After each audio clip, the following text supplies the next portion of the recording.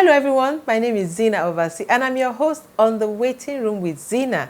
I'm also the author of Zyna's Waiting Room. This book gave rise to this program, so please try get your own copy and read so you understand where all of this passion is coming from. It's actually because of my waiting experience for 17 years. And then God blessed us in 2020 with our baby through adoption. You would say, okay, yeah, very interesting.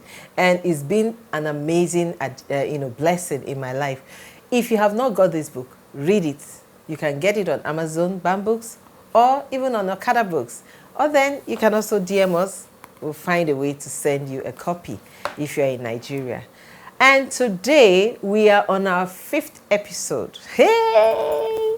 5th episode of The Waiting Room with Zyna Street Edition. If you have not been watching the Street Edition, you have been missing. Just go to our YouTube channel, Zyna TV, and watch. Just try and catch up because there is so much I can tell you in these few minutes, everything that you have missed.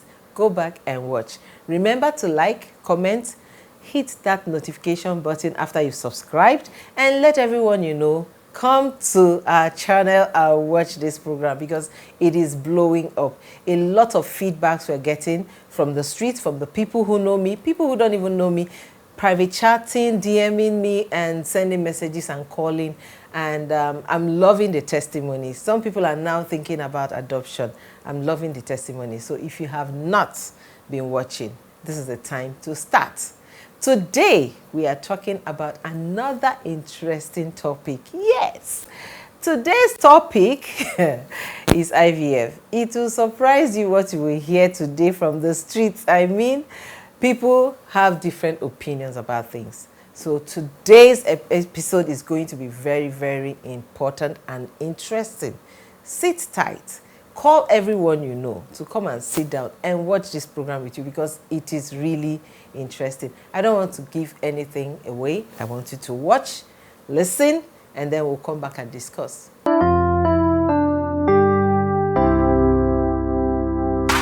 IVF centers on when we take the male and female gametes together and we implant in the woman. IVF also help a lot. I've seen some people that did the IVF, they have a child till today. Okay, IVF, in vitro fertilization, that is the English language. What does that mean? For those who don't understand what IVF is all about. In a situation where a woman cannot get pregnant and, they really want children, sometimes these things help. They call it ART, assisted reproductive treatment. There are so many kinds. There is IVF, there is intra-fallopian transfer, there are so many names. If you go online and Google them, you'll be shocked. There are so many things. But IVF is the one that is very popular because it's been proven to be very, very successful to a very large extent.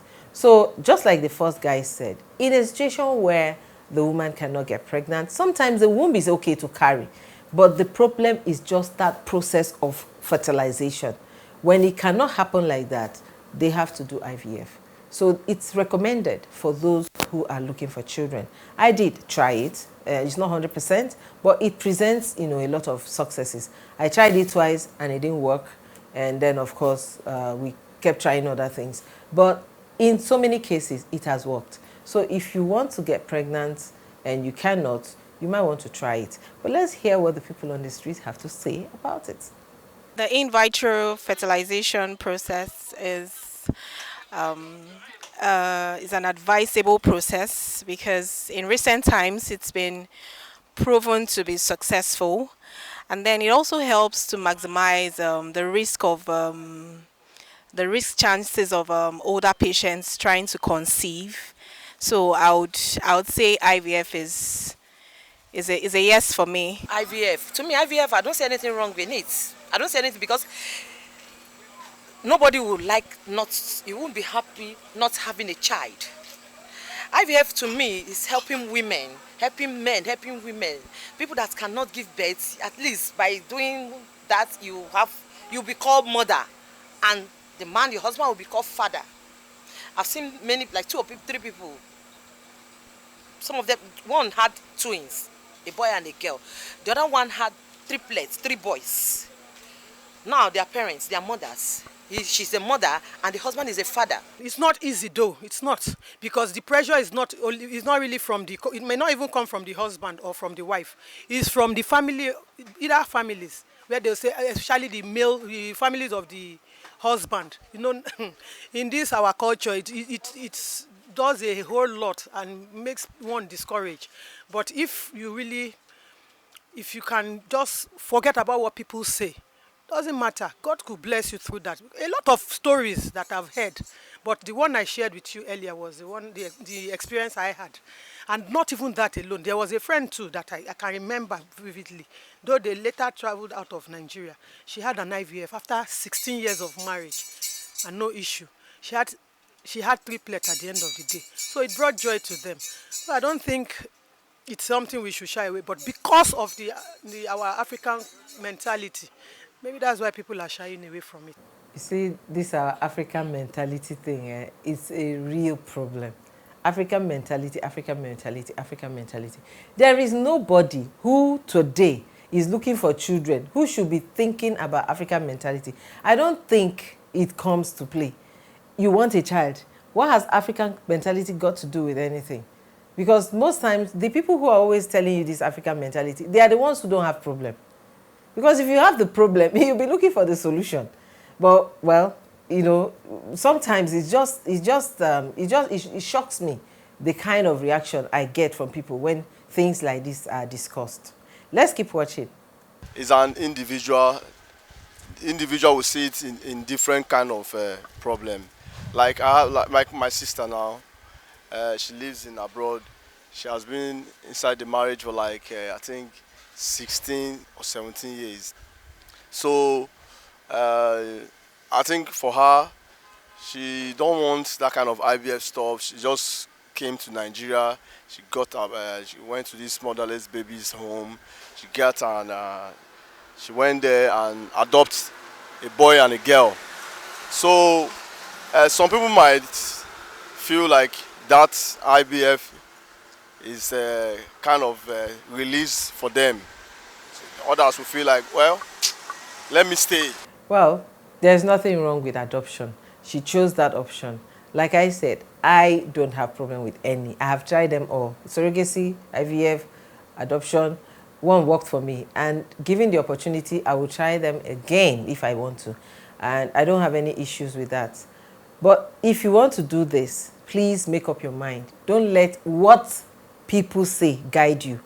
There is no time people saying have ever led anyone aright. It's always leading you to do negative stuff. Do not cut yourself short or sell yourself short just because of what people have said. If you want to go on with that and you have the money because it's expensive, if you want to do it, go ahead, and if you have the means, and do it. Don't listen to what people say. I have a sister, in fact. She waited for 8 years. She passed through a lot where she's looking for a child. So when they are ready to do the IVF, God showed up. She conceived. It's not that God showed up means it's not good to do IVF. It's a very good idea, which I believe is God that brought that idea. Because he said there is no barren in his land. So there is no barren in his land, it means in different ways. When they say you will deliver like a Hebrew woman, does not mean CS is bad. That is why he brought another idea, so that his people will not perish, will not die just like that. So IVF is encouraging. It's good. But the only thing is that it's expensive. It's expensive, oh, it's true. It's expensive. And someone asked me the other time that, okay, how about all this surrogacy, adoption, IVF and all of that? They're expensive. Not everybody can afford them.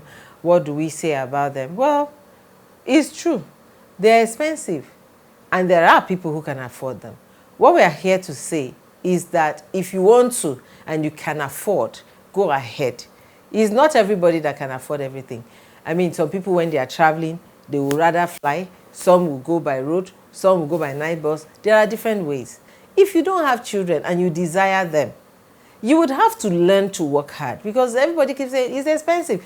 School fees is expensive as well, and you want children. Are you going to homeschool them?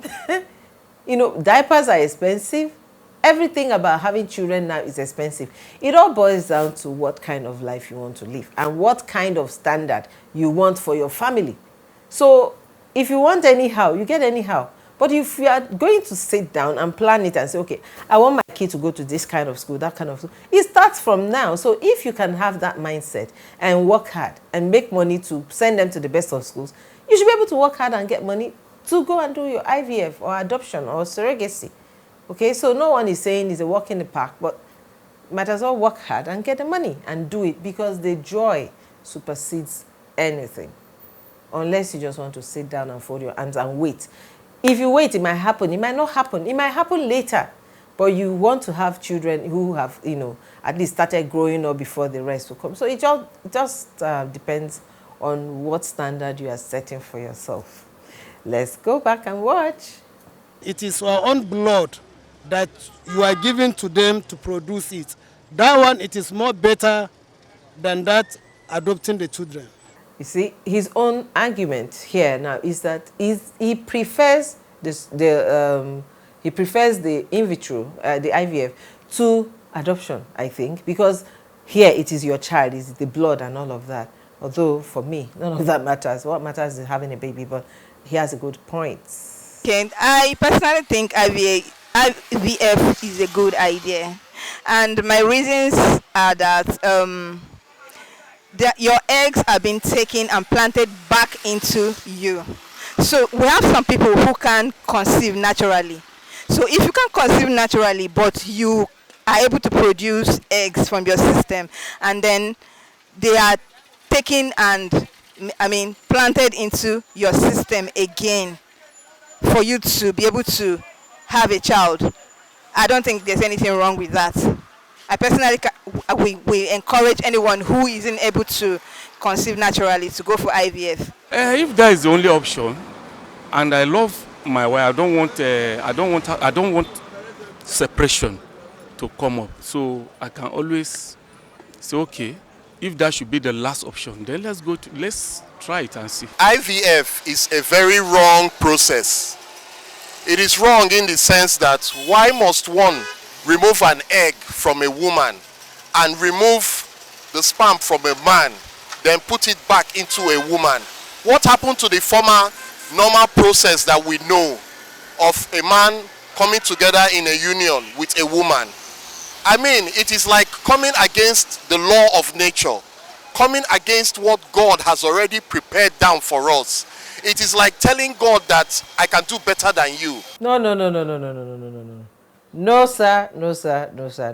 Habamana, you cannot tell me that you have issues with, if this man, trust me, is waiting or has been waiting for 17 years like I waited, he will not have this opinion. And that's the problem I have with some of our people. Just because something is not affecting you, you don't want to put yourself in the shoes of people who are going through that. You don't need to understand what it feels like to wait, because you will never understand what it feels like to wait for children if you're not in it, especially if you really want children. There are people who don't want children. Theirs is different. But for someone who really wants and loves and desires children, that wait can mess up with your brain. You are in that situation, and the only thing that will solve that problem is IVF. A woman cannot naturally conceive, but through technology, she can actually have a baby. The same egg from her husband's sperm. The only difference is that in this case, it is not through ejaculation. Egg is removed, sperm is removed, fertilized, and then injected back, thereby passing that process that is causing the problem.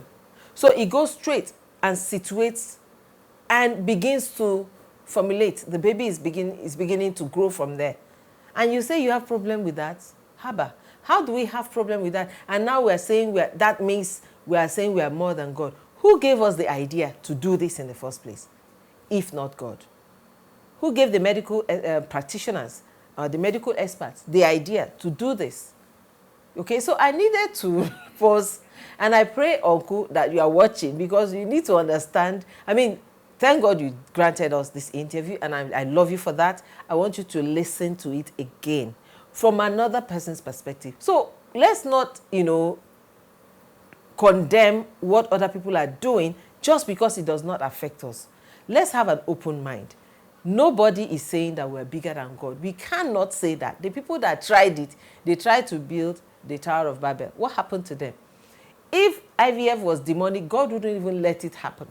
He's using it to put smiles on his children's faces. He's giving this technology and all of that to us so that we can live happy. Just like the other lady said, it is at the end of the day so that none can be barren.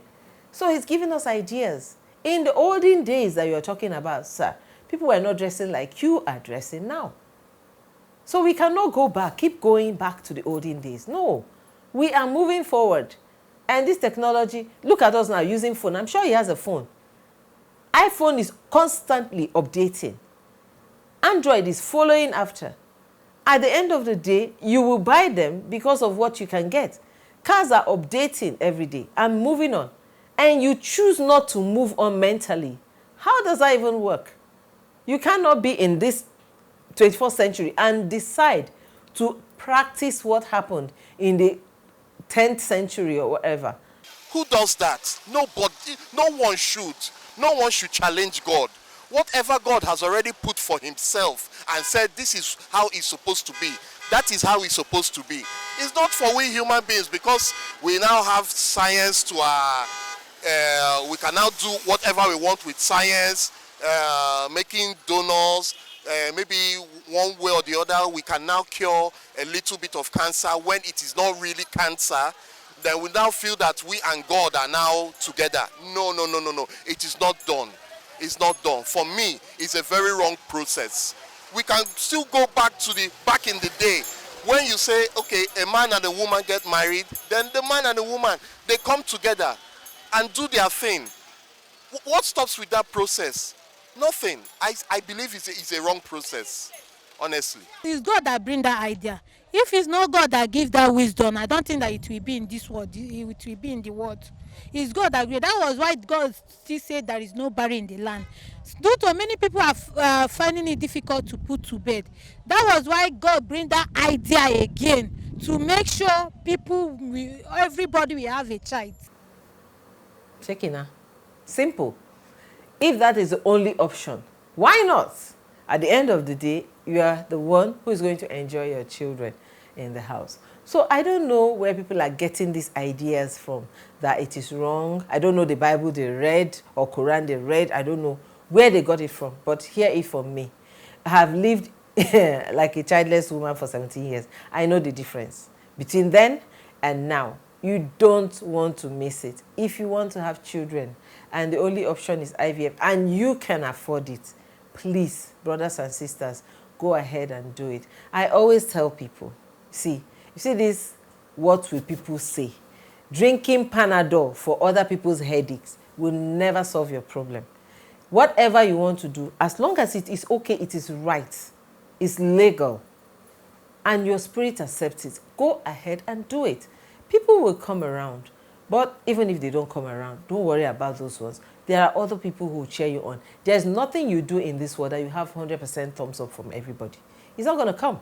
So if you're going to sit down and keep waiting for people to come and cheer you up for everything you do, you will never get started.